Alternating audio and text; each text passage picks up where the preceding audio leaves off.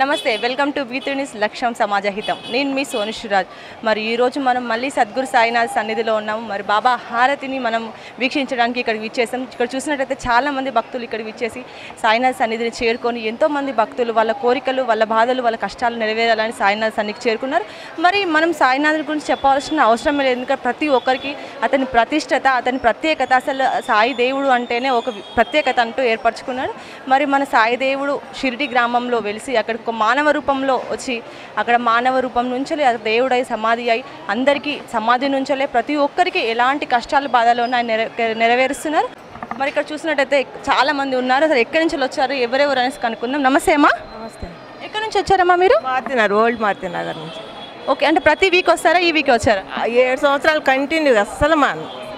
అంటే చాలామంది దేవుళ్ళు ఉన్నారుగా, మరి బాబా గారు అంటే ఎందుకు మీకు అంత ఇష్టం? నాకు రకరకాలుగా బాగా కనిపిస్తూనే ఉంటాడు. అస్సలు ఒకరోజు రాకపోతే ఇంకా ఆ రోజు అసలు నిద్రపోను. అంటే బాబా గారు అంటే అంత ప్రేమ, ప్రత్యేకత చూసారు కదా ఎలా చెప్తున్నారో. థ్యాంక్ యూ అమ్మా. మరి నమస్తే అండి. ఎక్కడి నుంచి వచ్చారు మీరు? కొత్తపేట. ప్రతి వీక్ వస్తుంటారా ఇక్కడికి?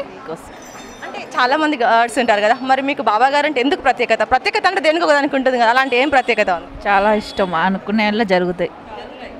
అంటే బాబా అంటే అనుకున్న అలా జరుగుతుందని చెప్పేసి చెప్తున్నారు ఇక్కడ. మరి మనం బాబా గురించి చెప్పనవసరం లేదు, ఇక్కడికి వచ్చిన భక్తులు వాళ్ళు చెప్తున్నారు వాళ్ళ కోరుకున్న కోరికలు నెరవేరుతాయి, ఎలాంటి బాధలు కష్టాలు ఉన్నా వాళ్ళకి జల్దీ తీరిపోతాయి అని చెప్తున్నారు. మరి ఇక్కడ చాలా మంది ఉన్నారు, ఒకసారి కనుక్కుందాం. నమస్తే అమ్మా. నమస్తే. ఎక్కడి నుంచి వస్తున్నారమ్మా? ఇక్కడ అనంతపురం నుంచి వస్తున్నా. అనంతపురం నుంచి వస్తున్నా. ప్రతి వీక్ వస్తారా? ప్రతి వీక్ వస్తాం మేడం. అంటే ఫ్యామిలీతో వస్తారా మీరేనా? మేమే వస్తాం మేడం, నేను అక్క ఇద్దరు అంటే అక్క చెల్లెలు ఇద్దరు ప్రతి వారం తప్పకుండా చేశారనమాట. బాబా హారతిని వీక్షించి వాళ్ళ యొక్క అది చేస్తారు. అవును మేడం. నమస్తే. నమస్తే. ఎక్కడి నుంచి వస్తున్నారు సార్ మీరు? హైత్ నగర్ నుంచి దిల్సుఖ్ నగర్ వరకు బాబా దర్శనం కోసం వచ్చారా సార్? మరి ఎంతో మంది గాడ్స్ ఉన్నారు కదా, మరి బాబా గారు అంటే ఎందుకు ప్రత్యేకత? అంటే దేనికైనా ఒక ప్రత్యేకత ఉంటుంది, అలా గాడ్ అంటే ఎందుకు ప్రత్యేకత? బాబా గారి మీద నమ్మకం. నమ్మకం అంటే ప్రతిసారి ఇలానే వచ్చి మీరు హారతిని వీక్షిస్తుంటారా? అప్పుడప్పుడు వస్తూ ఉంటాం. చూస్తారు కదా, మరి ఇక్కడ చూసినట్టయితే ఎవరు చెప్పినా ప్రతి వారం మేము ఇక్కడికి విచ్చేసి తప్పకుండా బాబా హారతిని తీసుకుంటామని చెప్తున్నారు. నమస్తే అమ్మా. నమస్తే. చెప్పండి, ఎక్కడి నుంచి వస్తున్నారు మీరు? ఎల్బీ నగర్ అండి. ఎల్బీ నగర్. మీరు? మేము నాగోల్ నుంచి వచ్చినాము.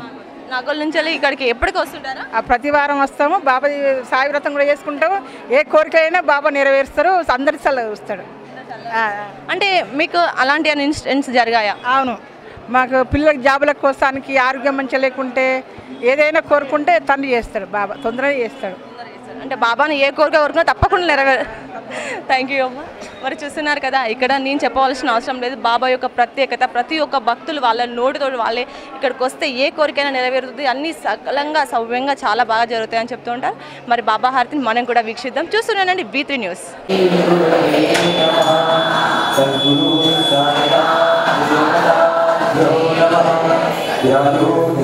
సమర్పయామి సర్వోపచారార్థే గంధాక్షరపుష్పాణి సమర్పయామి ఆధారరూపః వనస్పతి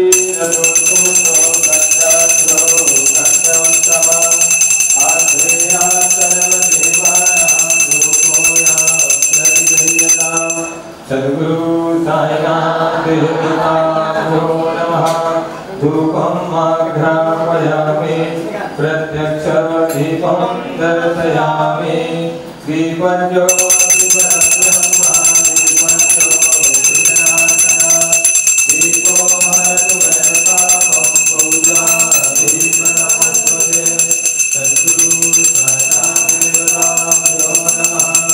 ప్రత్యక్ష దీపం దర్శయామి गायत्री मंत्रेण पाशायेन ओम नाभ्या आशिर्वायन सद्गुरु साईनाथ देवताभ्यो नमः नैवेद्यं निवेदयामि प्राणाय स्वाहा अपानाय स्वाहा ज्ञानाय स्वाहा पाणियं जलं समर्पयामि उत्तराभूषणं जलं समर्पयामि कल्ववर्धचन्दनं समर्पयामि हस्तौ प्रक्षालनं मुखं प्रक्षालनं सद्गुरु साईनाथ देवताभ्यो नमः प्रार्थना पूर्वकं नमस्कारान् करोमि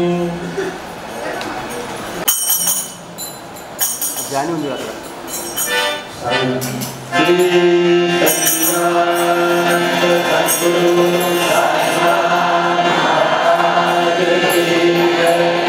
रघुपति राघव राजा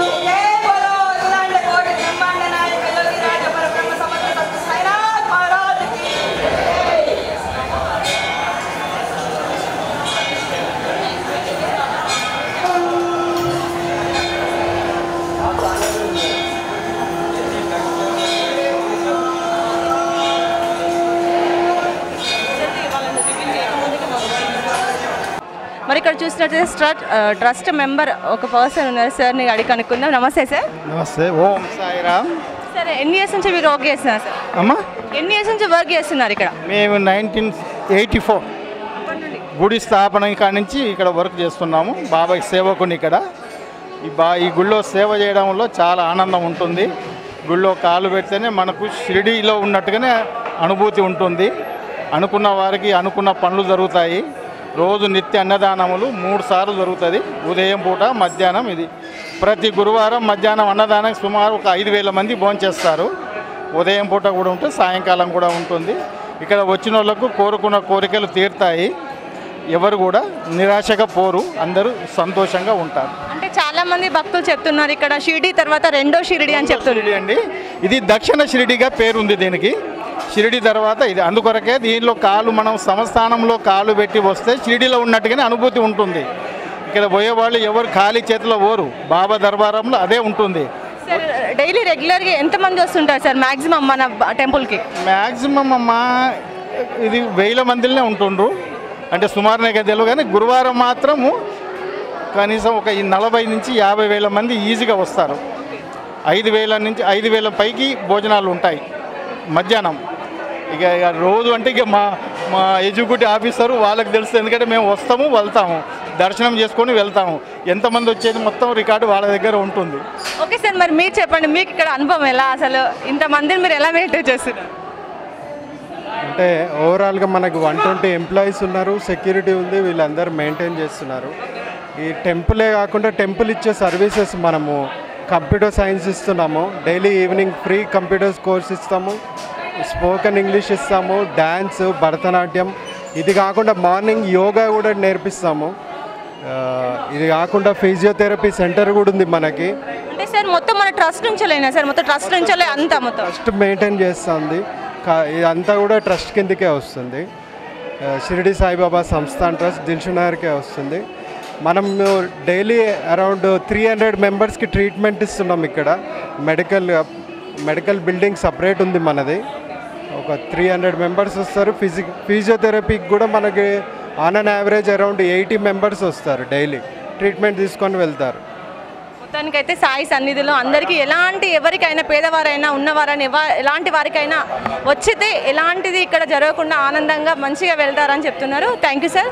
మరి ఇక్కడ మనం చూసినట్టయితే మన సాయినాథుడు బంగారు కిరీటంతో, పూల మాలలతో, పట్టు వస్త్రాలతో చాలా వైభవంగా ఘనంగా కనిపిస్తున్నారు. మరి ఇక్కడ దర్శించుకోవడానికి చాలామంది భక్తులు విచ్చేశారు. మరి ఇక్కడ మన పాండిత్యులు, పూజారులు ఉన్నారు, వాళ్ళని అడిగి కనుక్కుందాం. రెగ్యులర్గా రోజుగా ఎలాంటి పూజలు చేస్తున్నారు, ఎలాంటి వస్త్రాలు వాళ్ళకి ఎక్కడి నుంచి అంటే ట్రస్ట్ నుంచి వస్తున్నాయి, ఏ విధంగా వస్తున్నాయి వాళ్ళని కనుక్కుందాం.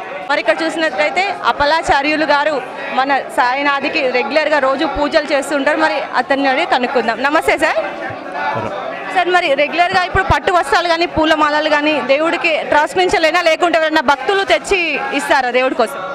భక్తులు తెచ్చిస్తారు. తర్వాత ప్రతిరోజు కూడా సంస్థానం రోజు 3 పూట్ల కూడా డ్రెస్సులు, దండలు కూడా మారుస్తారు. అంటే రోజు 3 పూటల దేవుడికి వస్త్రధారణ చేస్తారా? చేస్తామండి. పూలమాల అన్ని ప్రతి ఒక్కటి ప్రతివి కూడా అప్పటికప్పుడే ఫ్రెష్. ఇప్పుడు అన్నప్రసాదాలు చేస్తాను, అవి కూడా ట్రస్ట్ నుంచి వస్తాయి మనకి? ట్రస్ట్ నుంచి వస్తాయండి. తర్వాత భక్తులు కూడా చేస్తారు, ఎక్కువ ట్రస్ట్ నుంచే వస్తాయి. అంటే భక్తులు కూడా వాళ్ళకు కొంచెం భక్తి శ్రద్ధలతో దేవుడికి కొంచెం అన్నదానానికి సరిపడా అమౌంట్ కానీ, పూలమాలలు కానీ ఇలాంటివి కానీ ఇస్తూ ఉంటారు. 11,116 కడతారండి. అది వాళ్ళకి శాశ్వత అన్నదానం అనమాట. సంవత్సరంలో ఒక రోజు వారి గోత్రనామాలతో అర్చన చేసి ఆ వేళ 50 మందికి అన్నదానం వారి పేరున జరుగుతుంది. చూశారు కదా, మరి మన సాయి సన్నిధిలో వచ్చిన వారు ఎలాంటి వారైనా పేద ధనిక అని తేడా లేకుండా ఎవరు వచ్చినా వారి యొక్క సమస్యలకు పరిష్కారం తప్పకుండా దొరుకుతుంది.